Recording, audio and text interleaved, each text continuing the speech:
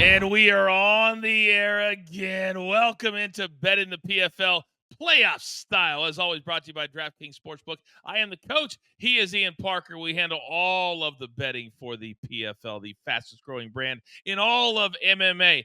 Ian Parker, one playoff event down. This one, we head to Hollywood, Florida, your neck of the woods, the Hard Rock. But before we talk about that, what was your takeaway from playoff week number one? Well, other than us going 5-0 with a nice sweep with our parlay, that was a nice way to start off the playoffs. Dakota Ditcheva, she's the real deal. I don't care what organization you're talking about. Everyone said, you're worried about the jiu-jitsu. She got slammed. She got back up. She finished it. And coach, Dennis Goltsov, he's smart. He goes, you know what? I'm not even going to risk the power. Let's go to the floor. He wants it this year. Those two, they're heading in the right direction to get the championship. Oh, certainly does. And Ditchford, I can already see the T-shirt coming with her doing that. She walked it, and then she talked it. That is for sure. All right, let's transition now to Friday, August 16th. The pre-fight show, 5:30 p.m. Eastern Time. The early card on ESPN Plus at 6 p.m. And the main card, ESPN and ESPN Plus at 9 p.m. Let's look at the early card first, because this is an opportunity, Ian, for fighters to be noticed, to perhaps be considered for 2025. Something you see here. Coach, there is a name, Thad Jean, blue chip prospect, probably not being talked about enough. Every time he stepped in the PFL smart cage, he has destroyed his opponent. I'm very excited for him and the return of Shoeface. He's got to redeem himself because that last performance was possibly the worst of his career. And we will have picks on those fights coming up later right here on Betting the PFL. Now, the main card, normally, Ian, in the playoffs, we have 4 fights on the main card. But this week, there's 5. What do you see? Well, there's combat sports royalty, if you would like to call him that, and Biagio Ali Walsh. I'm excited to see him. This is somebody who he has that last name that he could ride, but he's choosing to take his own path and his own journey, and I respect him for it. He's exciting. Looking forward to see him continue that on this card. Yeah, he started a couple of years ago here at the PFL. Amateur. We were wondering what to expect. This guy is a knockout machine. All right, let's start by talking about the main event. And when you talk about stories, there's not a better story in MMA potentially than Impa Kasanganay. He's gone from living in his car literally to being $1 million champion. For people that may not know about this guy, what makes him so special, Ian? Just got that never say die quit attitude. You know, he had success in the UFC, and then he's also on the wrong end of one of the craziest knockouts I've ever seen. He comes to the PFL fighting up a weight class, and he just keeps on getting better. He even said, remember what he said? He wanted to fight Francis Ngannou and go up to heavyweight at some point. This is somebody, he is like a sponge in the workout room. He continuously learns. His work is never done. He's a very special fighter, but that mindset is second to none. No, I can't wait. You bring up Francis Ngannou. I can't wait till we get to pick his next fight in the PFL. If you know, you know. That's for another show. But Ian, we'll get to the main event pick here in just a little bit. Let's transition back for our first pick of the show to the early card. And you mentioned Thad Jean, and he's taking on Chris Brown. Jean, undefeated, 7-0, 4 knockouts. How do you see this fight going? I think Thad Jean wins this however he feels like winning it. And this is a very special fighter. He's young. He's huge for the weight class, has no problem making the weight, great on the feet. People don't realize he's got a good submission game too. And in his last fight, he was thrown out there against a guy who was a former middleweight champion, a different organization. I think Thad Jean gets this done by TKO or KO again.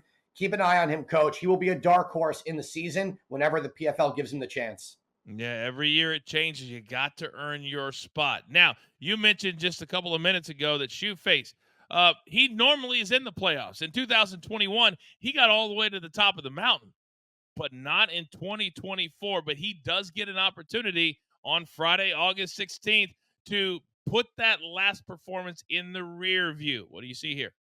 I think he could do it here. He is fighting a tough fight against Karl Albrektsson over from Bellator, but Shoeface is still one of the best jiu-jitsu guys on planet Earth. We know he carries great power with his hands. I think in his last fight, I'm not going to make excuses. It was really a poor performance after round 1.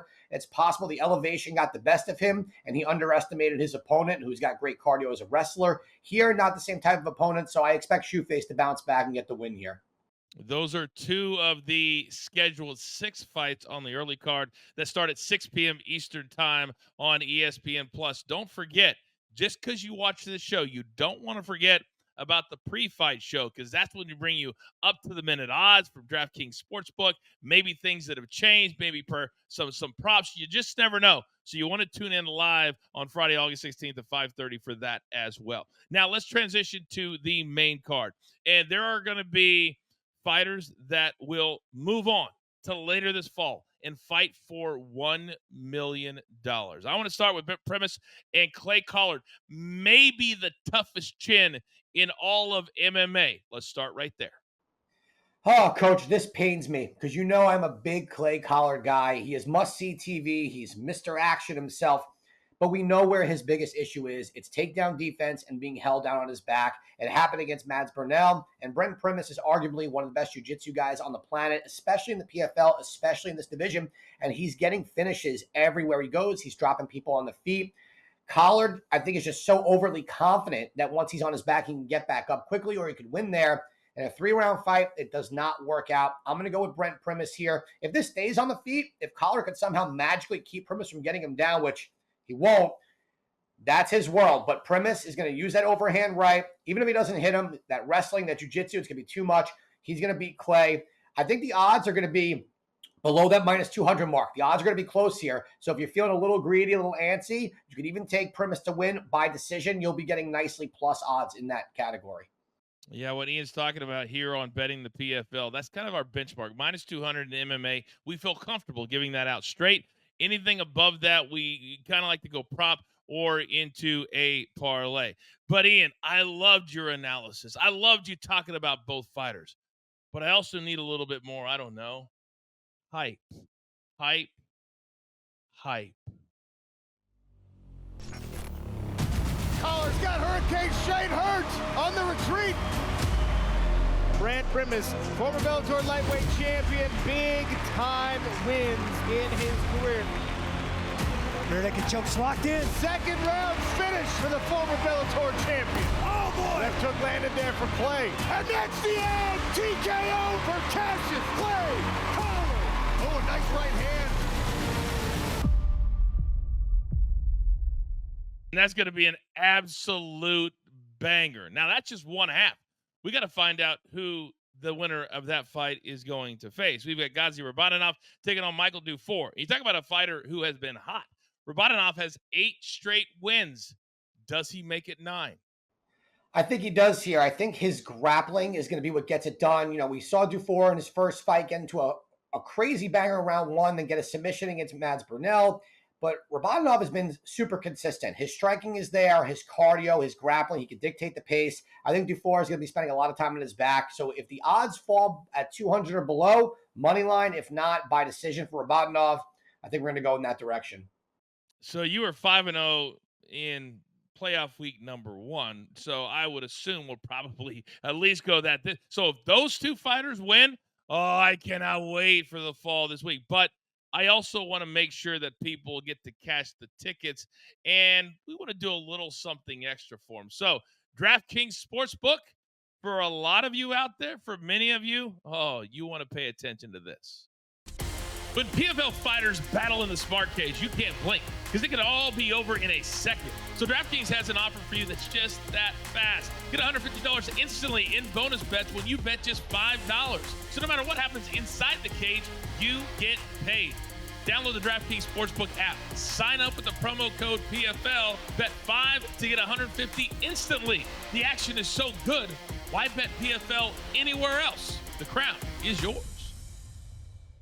Thank you, DraftKings Sportsbook. We appreciate that. Now, let's transition from the lightweights to the light heavyweights. And when you're talking about this first matchup, Ian, let me check my notes. Oh, Yakhmiradov. Oh, it's Wilkinson. Now, Wilkinson, he's gone to the top of the mountain. He's experienced winning that $1 million championship.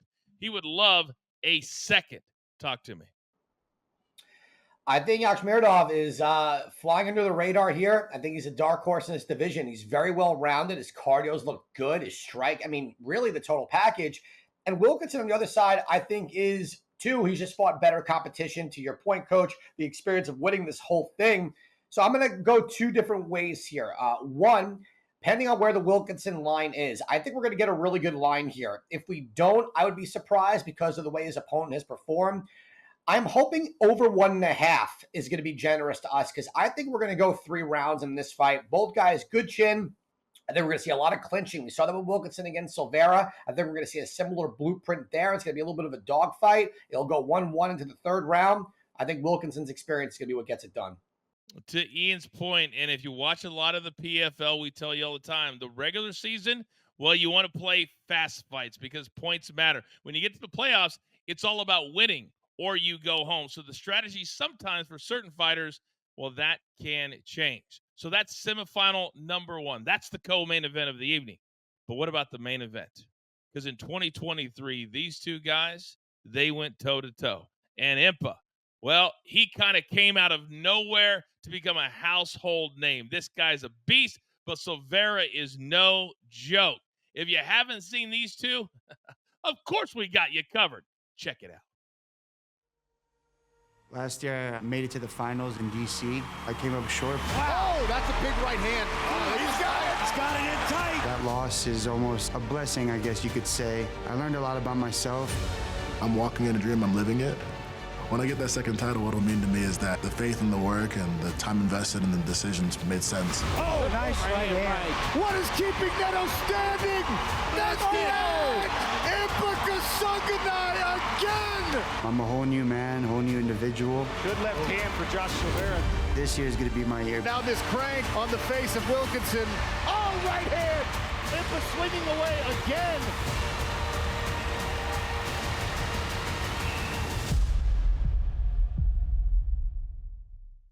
One of the hardest things to do in sports, Ian Parker, is to repeat anytime and win a championship, especially when you go from being the hunter to the hunted. How do you see this rematch playing out this time? Different place, same face. I think we're going to see almost the exact same result. Silveira is extremely durable. He just doesn't get finished. We saw against Wilkinson. We've seen it against Impa. Even when he's gotten dropped, he has been able to maintain the self-awareness, his durability. I do think Impa's going to win here. I think Impa is physically stronger. I think Silveira is one of the smaller 205ers, which plays into Impa's favor here. If the line, coach, this may sound redundant, but as long as we get to the window, I do not care. If Impa is minus 200 or lower money line, anything above that, by decision. Boom and boom. Now, in MMA, if you are brand new to the betting aspect of this sport, well, sometimes to bring a really high number down, you got to play a prop, either by TKO or submission or something else. Give me a prop that Friday, August 16th, Ian, you're going to have your eye on that we'll, of course, talk about on the pre-fight show.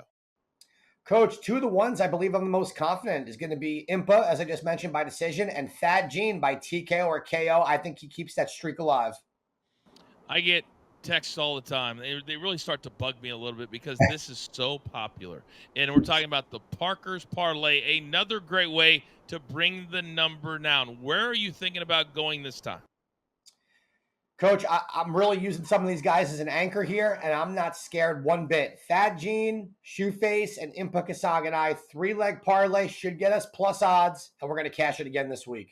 I love being at the pay window with plus odds, but sometimes when you take the favorite, well, that can be the easy thing to do, but we want to be bold.